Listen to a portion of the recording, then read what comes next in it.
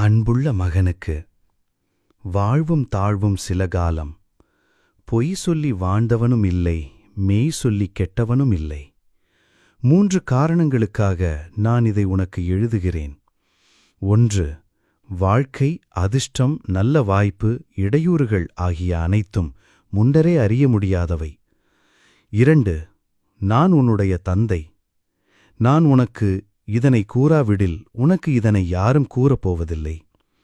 3. நான் உனக்கு எழுதுவது யாதெனில் எனக்கு ஏற்பட்ட சிறு அளவிலான சொந்த அனுபவங்களேயாகும். கீழ்க்கண்டவற்றை நீ உன் வாழ்க்கை முழுவதும் கவனத்தில் கொள்ள வேண்டும். 1. உன்னிடத்தில் நல்லவர்களாக நடந்து கொள்ளாதவரிடம் நீ உன் வன்மத்தை பொல்லாங்கை காட்டாதே. உன் அம்மாவையும் என்னையும் தவிர உன்னை நல்லவிதமாக நடத்திச் செல்லும் பொறுப்பு எவருக்குமில்லை. 2.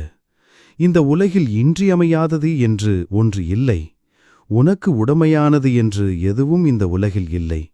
இந்த கூற்றினை நீ புரிந்து கொண்டாய் என்றால், உன்னை சுற்றி மனிதர்கள் சூழ்ந்திருந்தாலும், எவரும் தேவையில்லை என்றாலும், அல்லது நீ அதிகமாக விரும்பிய ஒன்றையோ ஒருவரையோ இழக்க நேர்ந்தாலும் உன் வாழ்க்கையை நீ எளிதில் வழிநடத்திச் செல்ல இயலும். 3. வாழ்க்கை என்பது மிகவும் குறுகிய காலத்திற்கு உட்பட்டது.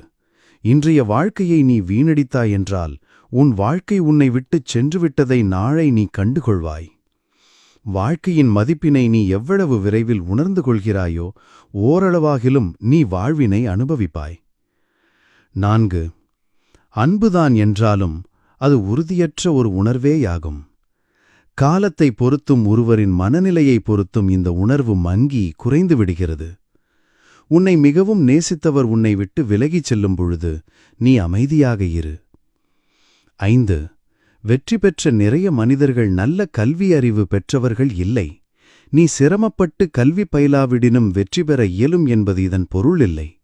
என்னென்ன அறிவுத்திறனை நீ பெற்றிருக்கின்றாயோ அது வாழ்க்கையில் உனக்கான ஆயுதங்களாகும். 6.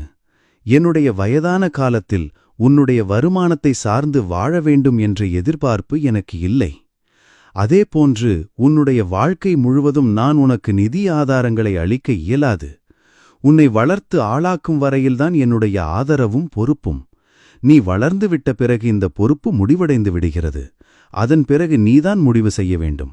நீ பயணிக்கப் போவது பொது போக்குவரத்திலா அல்லது உன் சொந்த வாகனத்திலா என்று. 7. நீ கூறும் வார்த்தைகளுக்கு நீ மதிப்பளிக்கலாம். ஆனால் பிறர் அவ்வாறு இருத்தல் வேண்டும் என்று நீ எதிர்பார்க்காதே. நீ அனைவருக்கும் நல்லவனாக இரு. ஆனால் உனக்கு அனைவரும் நல்லவர்களாக இருத்தல் வேண்டும் என்று எதிர்பாராதே. நீ இதனை புரிந்து கொள்ளாமல் போனால் உன் வாழ்க்கையில் தேவையற்ற பிரச்சினைகளில் உழல வேண்டியிருக்கும். 8. நான் பல வருடங்களாக பரிசு சீட்டுகளை வாங்கியிருக்கிறேன். ஆனால் எந்த பரிசும் எனக்கு கிடைத்ததில்லை. நீ வசதி படைத்தவனாக வேண்டுமானால் நீ கடினமாக உழைக்க வேண்டும் என்பதையே இது காட்டுகிறது. இலவசமாக எதுவும் கிடைக்காது. 9. நான் உன்னுடன் எவ்வளவு அதிகப்படியான நேரம் இருக்கிறேன் என்பது ஒரு பொருட்டல்ல. நாம் ஒன்றாக இணைந்திருக்கும் அந்த நேரத்தை பெரும் பாக்கியமாக கருதுவோம். நமக்கு தெரியாது நாம் மறுபடியும் நம்முடைய அடுத்த பிறவியில் சந்திப்போமா என்று. அன்புடன் உன் அப்பா.